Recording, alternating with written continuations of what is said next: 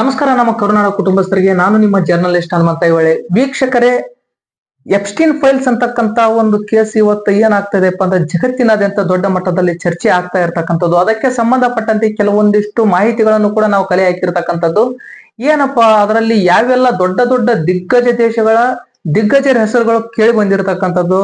ನಮ್ಮ ಭಾರತದ ಪ್ರಧಾನಿಯಾಗಿರ್ತಕ್ಕಂತ ಸನ್ಮಾನ್ಯ ನರೇಂದ್ರ ಮೋದಿ ಅವರ ಹೆಸರು ಕೂಡ ಇಲ್ಲಿ ಕೇಳಿ ಬಂದಿರತಕ್ಕಂಥದ್ದು. ಹಾಗಾದ್ರೆ ಯಾವ ಉದ್ದೇಶಕ್ಕೆ ಅಲ್ಲಿ ಮೋದಿ ಅವರ ಹೆಸರು ಕೇಳಿ ಬಂದಿರತಕ್ಕಂಥದ್ದು, ಇದಕ್ಕೆ ಸಂಬಂಧಪಟ್ಟಂತೆ ಭಾರತದ ವಿದೇಶಾಂಗ ಸಚಿವಾಲಯ ಯಾವ ರೀತಿಯಾಗಿ ಸ್ಪಷ್ಟೀಕರಣವನ್ನು ಕೊಟ್ಟಿರ್ತಕ್ಕಂಥದ್ದು, ಏನಾಗಿ ಖಡಕ್ ಎಚ್ಚರಿಕೆಯನ್ನು ನೀಡಿರ್ತಕ್ಕಂಥದ್ದನ್ನ ನಾವು ತಿಳ್ಕೊಳ್ಳೋಣ ಬನ್ನಿ. ಹಾಗಾದ್ರೆ ಏನಿದು ನೀವು ತಿಳ್ಕೊಳ್ಬೇಕಿಲ್ಲಿ. ಏನ್ ಜೆಫ್ರಿ ಎಪ್ಸ್ಟೀನ್ ಕೇಸ್ ನಲ್ಲಿ ಈತ ಒಬ್ಬ ಹೆಂಗಪ್ಪ ಅಂದ್ರೆ ಜಗತ್ತಿನ ಅತಿ ದೊಡ್ಡ ಸೆಕ್ಸ್ ಸ್ಕ್ಯಾಂಡಲ್ ಕೇಸ್ ಅಂತ ಹೇಳ್ಬೋದು ಇದು. ಯಾಕಪ್ಪ ಅಂದ್ರೆ ತುಂಬಾನೇ ಅಪ್ರಾಪ್ತ ಬಾಲಕಿಯರನ್ನ ಬಳಸ್ಕೊಂಡ್ಬಿಟ್ಟು ದೊಡ್ಡ ಮಟ್ಟದಲ್ಲಿ ದೌರ್ಜನ್ಯ ಎಸಗಿರ್ತಕ್ಕಂತ ಒಂದು ಕೇಸು. ಹಾಗಾದ್ರೆ ಈ ಒಂದು ಕೇಸನ್ನ ಏನಪ್ಪಾ ಅಂದ್ರ ನಮ್ಮ ಏನು ಅಮೆರಿಕದ ನ್ಯಾಯಾಲಯ ಬಿಡುಗಡೆ ಮಾಡಿರ್ತಕ್ಕಂಥ ದಾಖಲೆಗಳ ಆಧಾರದ ಮೇಲೆ ನಾವು ಇದನ್ನ ಮಾತಾಡ್ತಾ ಇರ್ತಕ್ಕಂಥದ್ದು. ಇವಕ್ಕೆ ಅನ್ಸೀಲ್ಡ್ ಡಾಕ್ಯುಮೆಂಟ್ಸ್ ಅಂತ ಹೇಳ್ಬಿಟ್ಟು ಕೂಡ ನಾವು ಕರಿತೀವಿ. ಹಾಗಾದ್ರೆ ಯಾರು ಹಾಕಿರ್ತಕ್ಕಂಥ ಕೇಸ್ನ ದಾಖಲೆಗಳು ಅಂತ ನಾವು ನೋಡಕ್ ಹೋದ್ರೆ ವರ್ಜಿನಿಯಾ ಜೋಫ್ರೆ ಅಂತಕ್ಕಂಥವ್ರು ಹಾಕಿರ್ತಕ್ಕಂಥ ಒಂದು ಕೇಸ್ನ ದಾಖಲೆಗಳು ಏನು ಈ ಎಪ್ಸ್ಟೀನ್ ಫೈಲ್ಸ್ ನ ದಾಖಲೆಗಳಾಗಿರ್ತಕ್ಕಂಥದ್ದು. ಹಾಗಾದ್ರೆ ಇದಕ್ಕೆ ಸಂಬಂಧಪಟ್ಟಂತೆ ಯಾವ ಯಾವ ದೇಶದ ದಿಗ್ಗಜ ಹೆಸರು ಕೇಳಿ ಬಂದಿರತಕ್ಕಂಥದ್ದು, ಅದಕ್ಕಿಂತ ಮುಖ್ಯವಾಗಿ ನಮ್ಮ ಭಾರತದ ಪ್ರಧಾನಮಂತ್ರಿಗಳಾಗಿರ್ತಕ್ಕಂಥ ನರೇಂದ್ರ ಮೋದಿ ಅವರ ಹೆಸರು ಎಲ್ಲಿ ಕೇಳಿ ಬಂದಿರತಕ್ಕಂಥದ್ದನ್ನ ನಾವು ತಿಳ್ಕೊಳ್ಳೋಣ ಬನ್ನಿ. ಏನು ಈ ಅಮೆರಿಕದ ಕೋರ್ಟ್ ಬಿಡುಗಡೆ ಮಾಡಿರ್ತಕ್ಕಂತಹ ದಾಖಲೆಯಲ್ಲಿ ಮೋದಿ ಅವರ ಹೆಸರು ಕೇಳಿ ಬಂದಿರತಕ್ಕಂಥದ್ದು ಅದು ಇಮೇಲ್ ಸಂದೇಶದಲ್ಲಿ, ಅಂದ್ರೆ ಇಮೇಲ್ ಒಳಗೆ ಕನ್ಸರ್ವೇಷನ್ ಮಾಡಿರ್ತಕ್ಕಂಥದ್ದು. ಅಲ್ಲಿ ಒಂದು ಸಂಭಾಷಣೆ ಮಾಡಿರ್ತಕ್ಕಂಥದ್ದು. ಆ ಒಂದು ಸಂದೇಶದಲ್ಲಿ ಸಂಭಾಷಣೆಯಲ್ಲಿ ಏನಪ್ಪಾ ಅಂದ್ರೆ ಮೋದಿ ಅವರ ಹೆಸರು ಕೇಳಿ ಬಂದಿರತಕ್ಕಂಥದ್ದು. ಅದು ಕೇವಲ ಯಾವ ಕಾರಣಕ್ಕಪ್ಪ ಅಂದ್ರೆ ಒಂದು ದಿನಾಂಕಕ್ಕೆ ಸಂಬಂಧಪಟ್ಟಂತಹ ವಿಷಯದಲ್ಲಿ ಮೋದಿ ಅವರ ಹೆಸರು ಕೇಳಿ ಬಂದಿರತಕ್ಕಂಥದ್ದು. ಯಾರ ನಡುವೆ ಆ ಒಂದು ಇಮೇಲ್ ಸಂಭಾಷಣೆ ನಡೆದಿರ್ತಕ್ಕಂಥದ್ದು ಅಂತ ನಾವು ನೋಡೋದಾದ್ರು ಏನು ಅಮೆರಿಕದ ಲೇಬರ್ ಸೆಕ್ರೆಟರಿ ಆಗಿದ್ದಂತಹ ಅಲೆಕ್ಸಾಂಡರ್ ಅಕೋಸ್ಟಾ ಮತ್ತು ಇತರ ನಡುವೆ ಆಗಿರ್ತಕ್ಕಂಥ ಒಂದು ಸಂಭಾಷಣೆಯಲ್ಲಿ ಮೋದಿ ಅವರ ಹೆಸರು ಕೇಳಿ ಬಂದಿರತಕ್ಕಂಥದ್ದು. ಅಲ್ಲಿ ಏನ್ ಬಂದದಪ್ಪ ಅಂತ ನಾವು ನೋಡ್ತಾ ಹೋದ್ರು ಇಲ್ಲಿ ದಿನಾಂಕವನ್ನು ತಿಳಿಸ್ತಾ ಇರ್ಬೇಕಾದ್ರೆ ಹೇಳ್ತಾರ 2017 ಜುಲೈ ಇಸ್ರೇಲಿಗೆ ಮೋದಿ ಅವರು ಐತಿಹಾಸಿಕ ಭೇಟಿಯನ್ನ ಮಾಡಿರ್ತಕ್ಕಂಥದ್ದನ್ನ ಅಲ್ಲಿ ಉಲ್ಲೇಖ ಮಾಡಿರ್ತಕ್ಕಂಥದ್ದು. ಜೊತೆಗೆ ಈ ಒಂದು ಭೇಟಿಗೆ ಅಮೆರಿಕದ ಅಧ್ಯಕ್ಷರಾಗಿರ್ತಕ್ಕಂಥ ಡೊನಾಲ್ಡ್ ಟ್ರಂಪ್ ಅವರು ಒಂದು ಪ್ರಮುಖ ಪಾತ್ರ ವಹಿಸಿದ್ರು ಅಂತಕ್ಕಂಥ ಒಂದು ಮಾತನ್ನ ಆ ಸಂಭಾಷಣೆಯಲ್ಲಿ ತಿಳಿಸಿರ್ತಕ್ಕಂಥದ್ದು. ಕೇವಲ ಇಲ್ಲಿ ಮಾತ್ರ ಮೋದಿ ಅವರ ಹೆಸರು ಉಲ್ಲೇಖ ಆಗಿರ್ತಕ್ಕಂಥದ್ದು ಹೊರತು ಬೇರೆ ಯಾವುದೇ ರೀತಿಯಾಗಿರ್ತಕ್ಕಂತಹ ರೀತಿಯಲ್ಲಿ ಉಲ್ಲೇಖಿಸಿಲ್ಲ. ಇಲ್ಲಿ ನಾವು ನೋಡ್ಬೇಕು, ಇಲ್ಲಿ ಮೋದಿ ಅವರು ಇಸ್ರೇಲಿಗೆ ಭೇಟಿ ನೀಡಿರ್ತಕ್ಕಂಥದ್ದು ನಾವು ಕಾಣ್ತಾ ಇದೀವಿ. ಆದ್ರೆ ಅವ್ರು ಎಲ್ಲಿಯೂ ಕೂಡ ಏನು ಈ ಜೆಫ್ರಿ ಎಪ್ಸ್ಟೀನ್ ಇದಾರಲ್ಲ ಅವನನ್ನ ಆಗಿರ್ಬೋದು ಅಥವಾ ಅವನ ಆತಿಥ್ಯ ಸ್ವೀಕಾರ ಮಾಡೋದಕ್ಕಾಗಿರ್ಬೋದು ಅಥವಾ ಅವನದೇನು ಒಂದು ಪ್ರೈವೇಟ್ ಬೆಂಗ್ಳೂರ್ ಅಂತ ಏನ್ ಕರೀತಾರಲ್ಲ ಅಲ್ಲಿ ಹೋಗ್ತಕ್ಕಂಥದ್ದು ಯಾವುದೂ ಕೂಡ ಇರಲಿಲ್ಲ. ಕೇವಲ ಏನು ಇಲ್ಲಿ ಸಾರ್ವಭೌಮ ದೇಶದ ಪ್ರಧಾನಿಯಾಗಿ ಅವರು ಒಂದು ದೇಶಕ್ಕೆ ಸಾರ್ವಭೌಮ ರೀತಿಯಲ್ಲಿ ಹೋಗಿ ತಮ್ಮ ಕರ್ತವ್ಯ ನಿಷ್ಠೆಯನ್ನು ಮಾಡಿ ಹೊಳ್ಳಿ ವಾಪಸ್ ಬಂದಿರತಕ್ಕಂಥದ್ದನ್ನ ನಾವಿಲ್ಲಿ ಕಾಣ್ತಾ ಇದೀವಿ. ಇದನ್ನ ಹೊರತುಪಡಿಸಿ ಅಲ್ಲಿ ಯಾವುದೇ ರೀತಿಯಲ್ಲಿ ಕೂಡ ಅಲ್ಲಿ ಇಸ್ರೇಲ್ ಭೇಟಿ ಮಾಡಿರ್ತಕ್ಕಂಥ ಬಿಟ್ರೆ ಎಪ್ಸ್ಟೀನ್ಗೂ ಮತ್ತು ಮೋದಿಗೂ ಯಾವುದೇ ರೀತಿಯಾಗಿರ್ತಕ್ಕಂತಹ ಸಂಬಂಧ ಇಲ್ಲ ಅಂತ ಹೇಳ್ಬಿಟ್ಟು ಹೇಳ್ಬಹುದು. ಯಾಕಪ್ಪ ಅಂದ್ರೆ ಅಲ್ಲಿ ಆ ರೀತಿಯಲ್ಲಿ ಸಂಬಂಧ ಇರ್ತಕ್ಕಂಥದ್ದು ಇಬ್ಬರಿಗೂ ಸಂಬಂಧ ಇರ್ತಕ್ಕಂಥ ಯಾವುದೇ ಅಧಿಕೃತ ದಾಖಲೆಗಳು ಇನ್ನೂ ಸಿಕ್ಕಿಲ್ಲ. ಆ ನಂತರ ಇನ್ನಷ್ಟು ಮಾಹಿತಿಯನ್ನು ನಾವು ನೋಡ್ತಾ ಹೋಗೋಣ. ಇದಕ್ಕೆ ಸಂಬಂಧಪಟ್ಟಂತೆ ಭಾರತದ ವಿದೇಶಾಂಗ ಸಚಿವಾಲಯ ಏನ್ ಹೇಳುತ್ತೆ?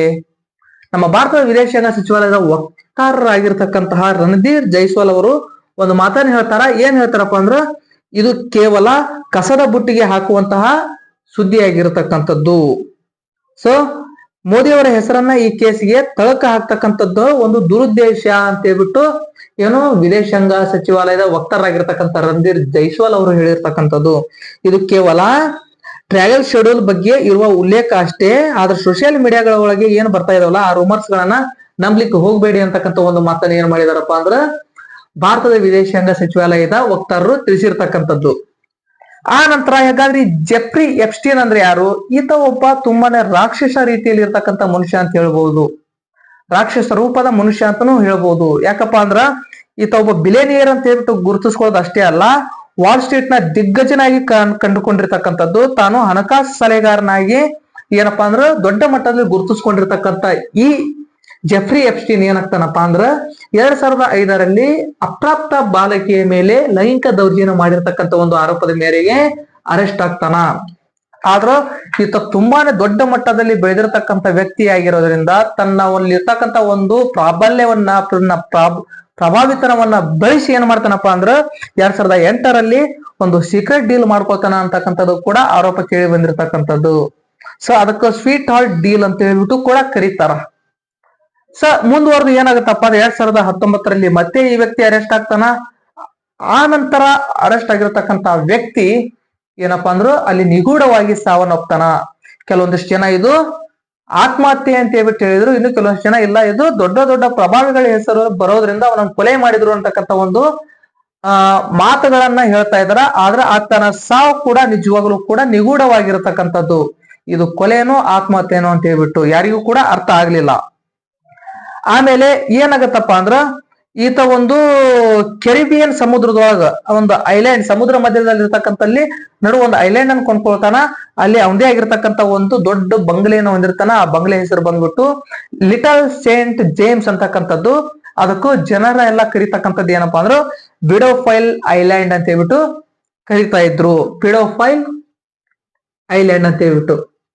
ಸರ್ ಇಲ್ಲಿ ನಾವು ನೋಡ್ಬೋದು ಇದೇ ಒಂದು ಐಲ್ಯಾಂಡ್ ನಲ್ಲಿ ಹೇಯವಾಗಿರ್ತಕ್ಕಂಥ ಕೃತ್ಯಗಳು ನಡೀತಾ ಇದ್ದು. ಸಾಕಷ್ಟು VIP ಗಳನ್ನ ಆತ ತನ್ನ ಏರೋಪ್ಲೇನ್ ಮೂಲಕ ಕರ್ಕೊಂಡು ಬಂದು ಇಲ್ಲಿ ಅವರಿಗೆ ಒಳ್ಳೆಯ ಆತಿಥ್ಯ ನೀಡುವುದರ ಜೊತೆಗೆ ಮಕ್ಕಳನ್ನ ಅವ್ರಿಗೆ ಏನ್ ಮಾಡ್ತಾ ಇದ್ನಪ್ಪ ಅಂದ್ರ ಲೈಂಗಿಕ ದೌರ್ಜನ್ಯ ಎಸಗಲಿಕ್ಕೆ ಅವಕಾಶ ಮಾಡಿ ಕೊಡ್ತಾ ಇದ್ದ ಅಂತಕ್ಕಂಥ ಒಂದು ಮಾತನ್ನ ನಾವು ಸಾಕಷ್ಟು ಒಂದಿಷ್ಟು ಬಲ್ಲ ಮೂಲಗಳಿಂದ ಮಾಹಿತಿಯನ್ನ ಕಲೆ ಹಾಕಿದೀವಿ. ಆ ನಂತರ ನೋಡೋಣ, ಹಾಗಾದ್ರ ಈ ಒಂದು ಕೇಸ್ಗೆ ಸಂಬಂಧಪಟ್ಟಂತೆ ಯಾರ ದಿಗ್ಗಜರ ಹೆಸರುಗಳು ಕೇಳಿ ಬಂದಿರತಕ್ಕಂಥದ್ದು. ಕೇವಲ ಏನು ಈ ಹೆಸರುಗಳ ಆರೋಪಗಳಷ್ಟೇ ಮತ್ತು ಅವ್ರು ಅಪರಾಧ ಮಾಡಿದಾರ ಅಂತ ಹೇಳ್ಬಿಟ್ಟು ಎಲ್ಲಿ ಲೀಗಲ್ ಆಗಿ ಹೇಳಿಕ್ಕೆ ಬರಲ್ಲ. ಆದ್ರೆ ಕೇಳಿ ಬಂದಿರತಕ್ಕಂಥ ಎಷ್ಟೋ ದಿಗ್ಗಜರ ಹೆಸರುಗಳು ಯಾವಪ್ಪ ಅಂತಂದ್ರ ಬ್ರಿಟನ್ ನ ರಾಜ್ಕುಮಾರ್ ಆಗಿರ್ತಕ್ಕಂತಹ ಪ್ರಿನ್ಸ್ ಆಂಡ್ರೂ, ಅಮೆರಿಕದ ಮಾಜಿ ಅಧ್ಯಕ್ಷರಾಗಿರ್ತಕ್ಕಂತಹ ಬಿಲ್ ಕ್ಲಿಂಟನ್ ಮತ್ತು ಅಮೆರಿಕದ ಅಧ್ಯಕ್ಷರಾಗಿರ್ತಕ್ಕಂಥ ಡೊನಾಲ್ಡ್ ಟ್ರಂಪ್, ಅದ್ರ ಜೊತೆಗೆ ವಿಜ್ಞಾನಿ ಆಗಿರ್ತಕ್ಕಂಥ ಸ್ಟೀಫನ್ ಹಾಕಿಂಗ್, ಮೈಕಲ್ ಜಾಕ್ಸನ್ ಮತ್ತು ನಟನಾಗಿರ್ತಕ್ಕಂಥ ಲಿಯೋನಾರ್ಡೋ ಸೇರಿದಂತೆ ಸಾಕಷ್ಟು ಜನರ ಹೆಸರುಗಳನ್ನು ಇಲ್ಲಿ ಕೇಳಿ ಬಂದಿರತಕ್ಕಂಥದ್ದು. ಆದ್ರೆ ಇಲ್ಲಿ ಏನಪ್ಪಾ ಅಂದ್ರ ಸ್ವತಃ ಏನು ಜೇಮ್ಸ್ ಎಪ್ಸ್ಟೀನ್ ಇದ್ನಲ್ಲ ಅವನ ಗರ್ಲ್ ಫ್ರೆಂಡೇ ಏನಪ್ಪಾ ಅಂದ್ರ ಸಾಕಷ್ಟು ಹೆಣ್ಣು ಮಕ್ಕಳನ್ನ ಇಲ್ಲಿ ತಂದ್ಬಿಟ್ಟು ದಂಧೆಗೆ ಇಳಿಸ್ತಾ ಇದ್ಲು ಅಂತಕ್ಕಂಥ ಆರೋಪ ಕೂಡ ಇರ್ತಕ್ಕಂಥದ್ದು. ಸೊ ಏನೇ ಆಗ್ಲಿ ಇಂಥ ಒಂದು ದೊಡ್ಡ ಕುಕೃತ್ಯ ಅಂತ ಏನ್ ಹೇಳ್ತೀವಲ್ಲ, ಇಂಥ ರಾಕ್ಷಸ ಕೃತ್ಯವನ್ನು ಮಾಡಿರ್ತಕ್ಕಂಥ ದೇವರು ಸರಿಯಾದ ಶಿಕ್ಷೆಯನ್ನು ಅಲ್ಲಿ ಕೊಟ್ಟಿರ್ತಕ್ಕಂಥದ್ದು. ಜೊತೆಗೆ ಇದಕ್ಕೆ ಸಂಬಂಧಪಟ್ಟಂತೆ ಅವನ ಗೆಳತಿಗೂ ಕೂಡ ಅಂದ್ರೆ ಅವನ ಗರ್ಲ್ ಫ್ರೆಂಡ್ ಏನಿದಾಳಲ್ಲ ಆಕೆಗೂ 20 ವರ್ಷಗಳ ಕಾಲ ಜೈಲು ಶಿಕ್ಷೆ ಕೂಡ ಆಗ್ತಾ ಇರ್ತಕ್ಕಂಥದ್ದು. ಆದ್ರೆ ಇದಕ್ಕೆ ಸಂಬಂಧಪಟ್ಟಂತೆ ಇನ್ನೂ ಸಾಕಷ್ಟು ಕೌತುಕಮಯವಾಗಿರ್ತಕ್ಕಂಥ ಸುದ್ದಿಗಳು ಹಂತವಾಗಿ ಹೊರ ಬರ್ತಾ ಇದಾವೆ. ಈ ಎಪ್ಸ್ಟೀನ್ ಫೈಲ್ಸ್ ಅಂತಕ್ಕಂಥದ್ದು ಇವತ್ತು ಜಗತ್ತಿನಾದ್ಯಂತ ದೊಡ್ಡ ಮಟ್ಟದಲ್ಲಿ ಚರ್ಚೆ ಮಾಡ್ತಾ ಇರ್ತಕ್ಕಂಥದ್ದು ಕೂಡ. ಇದು ಯಾವ ರೀತಿ ಅಪ್ರಾಪ್ತ ಮಕ್ಕಳ ಮೇಲೆ ಲೈಂಗಿಕ ದೌರ್ಜನ್ಯ ಮಾಡಿರ್ತಕ್ಕಂಥದ್ದು, ಸೊ ಅವ್ರಿಗೆ ಯಾವ ರೀತಿಯಾಗಿ ಮಾರಣಾಂತಿಕ ಕಷ್ಟವನ್ನು ನೀಡಿರ್ತಕ್ಕಂಥದ್ದನ್ನ ನಾವಿಲ್ಲಿ ಕಾಣ್ತಾ ಇದ್ದೀವಿ. ಆದ್ರೆ ಇಲ್ಲಿ ಭಾರತದ ಪ್ರಧಾನಿಯವರ ಹೆಸರು ಕೇವಲ ಇಮೇಲ್ ಸಂಭಾಷಣೆಯಲ್ಲಿ ಉಲ್ಲೇಖ ಆಗಿರ್ತಕ್ಕಂಥದ್ದು ಹೊರತು ಅದನ್ನ ಬಿಟ್ರೆ ಮತ್ತೆ ಯಾವುದೇ ರೀತಿಯಲ್ಲಿ ಕೂಡ ಎಪ್ಸ್ಟೀನ್ ಜೊತೆಗೆ ಆಗಲಿ ಅಥವಾ ಅವನ ಜೊತೆ ಯಾವುದೇ ರೀತಿ ಬಾಂಬೆ ಹೊಂದಿರೋದಕ್ಕೆ ಸಂಬಂಧಪಟ್ಟಂತಾಗಲಿ ಯಾವುದೇ ರೀತಿಯಲ್ಲಿ ಕೂಡ ಅದಕ್ಕೆ ಸಂಬಂಧ ಇಲ್ಲ. ಮೋದಿ ಅವರು ತಾವು ಕರ್ತವ್ಯ ನಿಷ್ಠೆಯನ್ನು ಯಾವ ರೀತಿ ತೋರಿಸಿದ್ರಪ್ಪ ಅಂದ್ರೆ ಒಬ್ಬ ಭಾರತದ ಪ್ರಧಾನಿಯಾಗಿ ಇಸ್ರೇಲ್ ಜೊತೆಗೆ ಯಾವ ರೀತಿ ಒಂದು ಸಂಬಂಧವನ್ನು ಹೊಂದಬೇಕು ಅಧಿಕೃತವಾಗಿ ತಾವು ತಮ್ಮ ನಡೆಯನ್ನ ಅಲ್ಲಿ ಮಾಡಿರ್ತಕ್ಕಂಥದ್ದು ಹೊರತು ಇಲ್ಲಿ ಎಪ್ಸ್ಟೀನ್ಗಾಗ್ಲಿ ಮೋದಿಗಾಗ್ಲಿ ಯಾವುದೇ ರೀತಿಯ ಸಂಬಂಧ ಇಲ್ಲ ಅಂತಕ್ಕಂಥ ಒಂದು ಮಾತನ್ನ ಹೇಳ್ತಾ ಇದಾರ ಭಾರತದ ವಿದೇಶಾಂಗ ವಕ್ತಾರರು. ಇದು ಒಂದು ಕಸದ ಬುಟ್ಟಿಗೆ ಹಾಕ್ತಕ್ಕಂಥ ಒಂದು ಸುದ್ದಿ ಹೊರತು ಇದಕ್ಕೆ ಸಂಬಂಧಪಟ್ಟಂತೆ ಮೋದಿ ಅವರ ಹೆಸರನ್ನು ಈ ಕೇಸ್ಗೆ ತಳಕ್ ಹಾಕ್ತಾ ಇರ್ತಕ್ಕಂಥದ್ದು ದುರುದ್ದೇಶ ಅಂತಾನೂ ಹೇಳಿದಾರ. ಇದಕ್ಕೆ ಸಂಬಂಧಪಟ್ಟಂತೆ ಯಾವುದೇ ರೀತಿಯಾಗಿರ್ತಕ್ಕಂಥ ಮಾಹಿತಿ ಬಂದ್ರು ಕೂಡ ತಮ್ಮ ಮುಂದೆ ನಾನು ತರ್ತಕ್ಕಂಥ ಕೆಲಸ ಮಾಡ್ತಾ ಇರ್ತೀನಿ. ಅಲ್ಲಿವರೆಗೂ ಹೀಗೆ ನೋಡ್ತಾ ಇರಿ ಜರ್ನಲಿಸ್ಟ್ ಹನುಮಂತ ಐಹೊಳೆ. ನಮಸ್ಕಾರ.